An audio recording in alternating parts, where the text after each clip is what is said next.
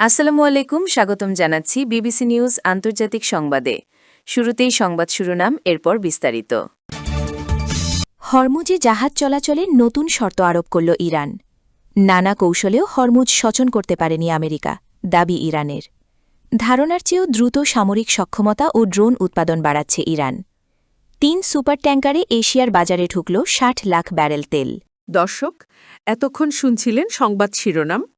এখন বিস্তারিত।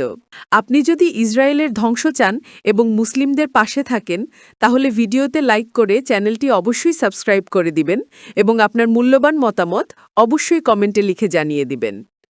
এখন বিস্তারিত। হরমুজে জাহাজ চলাচলে নতুন শর্ত আরোপ করল ইরান।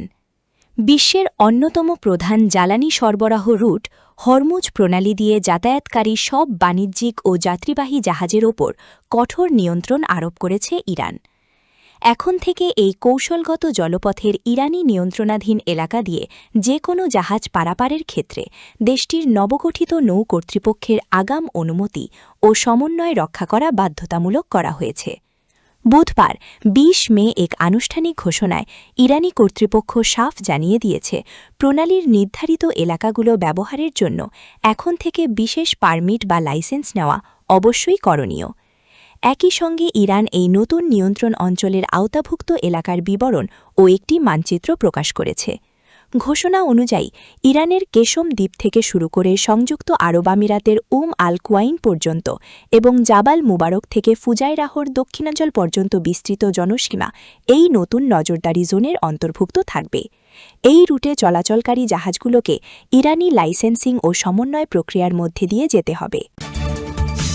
নানা কৌশলেও হরমুজ সচল করতে পারেনি আমেরিকা, দাবি ইরানের। যুক্তরাষ্ট্র হাজারো কৌশল ও চাতুরি খাটিয়েও কৌশলগতভাবে অত্যন্ত গুরুত্বপূর্ণ হরমুজ প্রণালী পুনরুন্মুক্ত করতে পারেনি বলে দাবি করেছে ইরান। একই সঙ্গে দেশটির একটি সামরিক সূত্র হুঁশিয়ারি দিয়ে জানিয়েছে, তেহরানের কাছে এমন কিছু অত্যাধুনিক অস্ত্র রয়েছে যা তারা এখনও কোনো যুদ্ধে ব্যবহার করেনি। বুধবার ২০ মে ইরানের আধা সরকারি সংবাদ সংস্থা ISNA এর বরাত দিয়ে জানানো হয়েছে, ইসলামী রেভলিউশনারি গার্ড কোর্পস IRGC এর নৌবাহিনীর রাজনৈতিক উপপ্রধান বলেছেন, IRGC নৌবাহিনীর কমান্ডার আলীরেজা তাংসিরির নির্দেশেই হরমুজ প্রণালী বন্ধ করা হয়েছে, আর ওয়াশিংটন এই পরিস্থিতি পাল্টাতে সম্পূর্ণ ব্যর্থ হয়েছে। IRGC এর ওই কর্মকর্তা বলেন, আমেরিকানরা হাজারো চাল আর প্রতারণা করেও এটি হরমুজ প্রণালী পুনরায় চালু করতে পারেনি। তিনি আরও বলেন, ইরানের সব সশস্ত্র বাহিনী এখন ট্রিগারে আঙুল রেখে যে কোনো পরিস্থিতির জন্য প্রস্তুত রয়েছে এবং যে কোনো সম্ভাব্য হামলার উপযুক্ত জবাব দেওয়া হবে। এদিকে রাশিয়ার রাষ্ট্রীয় সংবাদ সংস্থা রিয়া নোভোস্তিকে দেওয়া সাক্ষাৎকারে ইরানের একটি সামরিক সূত্র জানিয়েছে, সামরিক বা প্রতিরক্ষামূলক সক্ষমতার দিক থেকে ইরানের কোনো ঘাটতি নেই। তারা এমন কিছু আধুনিক অস্ত্র তৈরি করেছে যা এখনও কোনো যুদ্ধে উন্মোচন করা হয়নি। আগামীতে যে কোনো ধরনের সংঘাতের মুখোমুখি হলে ইরান আর কোনো সংযম দেখাবে না বলেও সূত্রটি সতর্ক করেছে।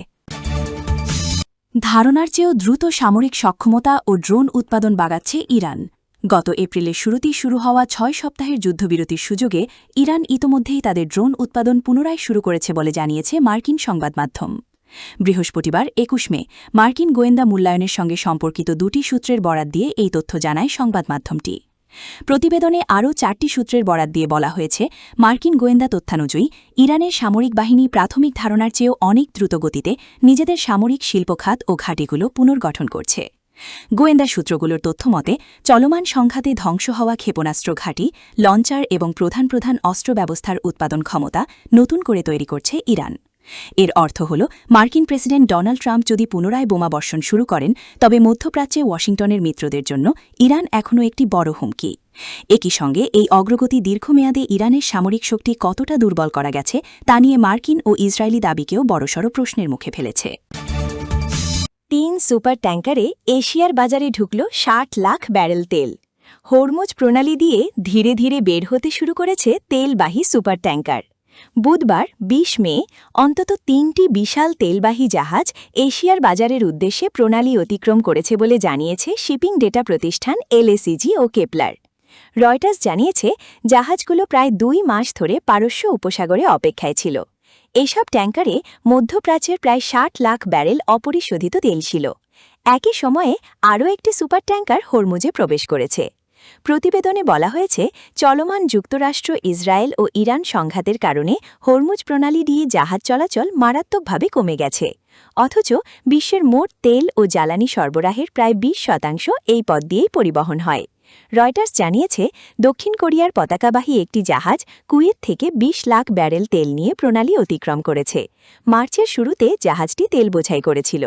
কেপলারের তথ্য অনুযায়ী এটি দক্ষিণ কোরিয়ার উলসানে যাচ্ছে, যেখানে দেশটির বৃহত্তম তেল শোধনাগার এসকে এনার্জি অবস্থিত। বুধবার পার হওয়া হংকংয়ের পতাকাবাহী ভিএলসিসি ওশান লিলিতেও ১০ লাখ ব্যারেল করে কাতারি আল শাহিন ও ইরাকি বসরা অপরিশোধিত তেল ছিল। ফেব্রুয়ারির শেষে ও মার্চের শুরুর দিকে এ তেলগুলো লোড হয়েছিল।